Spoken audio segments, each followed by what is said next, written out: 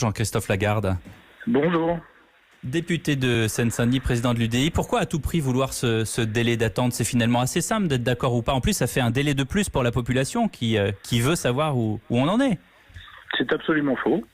Puisque ce vote n'a pas de portée normative, qu'il n'a pas de conséquences, ça n'empêche en rien le gouvernement de travailler. D'ailleurs, il s'est donné 15 jours pour présenter un plan, il faudrait qu'on ait 15 minutes pour pouvoir voter, avant même d'avoir pu en discuter entre nous. Pardon, il y aura 75 députés qui sont là. Je suis en ligne en ce moment avec mon groupe, dont des députés en Nouvelle-Calédonie et en Polynésie.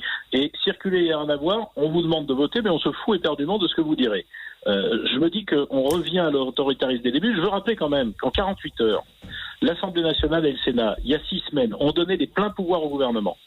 Parce que c'était nécessaire. On a fait preuve de responsabilité.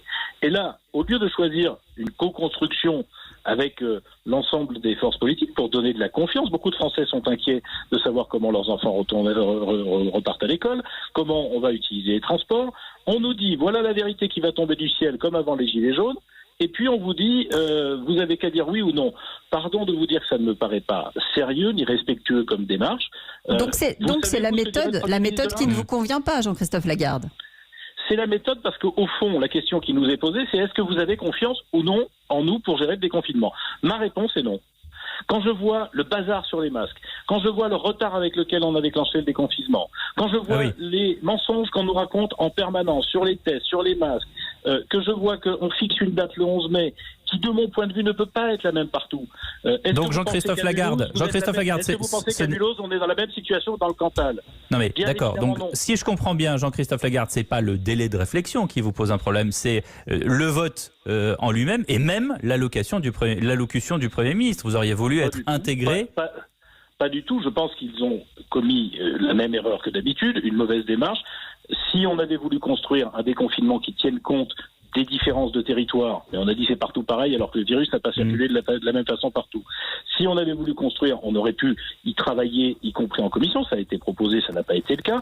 Et là demain, c'est ce que je vous dis. Si vous me dites pas du tout, parce que c'est ce que je vous dis, c'est exactement ça. Vous auriez voulu être intégré dans la concertation avec tous les partis. Non, vous me dites que vous êtes contre l'intervention du Premier ministre. Absolument pas. Simplement, vous êtes contre l'intervention d'un Premier ministre qui va dire, comme vous dites, la vérité tombée du ciel, comme vous l'avez dit il y a 2 minutes. Si vous le souhaitez. Mais je pense que le Premier ministre pouvait intervenir après avoir échangé, consulté, concerté les partenaires sociaux, bien sûr, mais aussi les parlementaires, les élus locaux. Ça n'a pas été le cas, au moins pour les parlementaires. Mais ce qui compte en réalité, c'est pas ça. C'est que quand on vous dit, voilà, vous découvrez à 15 heures la vision que le gouvernement a du déconfinement. Et on vous dit, vous votez pour ou contre à la sortie, sans même pouvoir en discuter et éventuellement faire des propositions. Ça revient à dire, est-ce que vous me faites confiance? Moi, ce que je vous dis, c'est qu'au vu de ce que j'ai vu sur la crise, sur les masques, sur les tests... Je vous ai entendu prononcer le mot mensonge, Jean-Christophe Lagarde. Mensonge sur quoi? Vous avez un exemple clair? Qui ment et sur quoi? Je pense que tous les Français ont parfaitement compris que quand on nous racontait qu'il n'y avait pas besoin de masques il y a 2 mois, c'est parce qu'on n'en avait pas.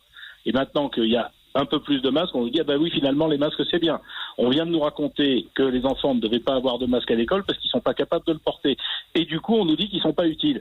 C'est pas parce qu'ils sont pas utiles, c'est parce qu'on pense que les enfants ne seraient pas capables de le porter. Ça n'arrête pas depuis plusieurs mois. D'ailleurs, je vais vous citer un exemple. Le président de la République, dans sa dernière intervention, a dit l'État, en lien avec les collectivités locales, va faire en sorte que tous les Français aient des masques. L'État n'a pas commandé de masques pour les Français, seules les collectivités locales le font, et jamais l'État n'a demandé à ce qu'on le fasse. Donc on voit bien qu'à la sortie, il y a un brouillard, des contradictions, des confusions, voire des mensonges qui sont donnés. Je me souviens de la porte-parole du gouvernement qui nous expliquait que les masques n'étaient pas nécessaires. Tous les pays aujourd'hui disposent de masques et disent qu'ils sont nécessaires. En France, on n'en est toujours pas là. Merci beaucoup Jean-Christophe Lagarde d'avoir été avec nous en direct sur Europe 1.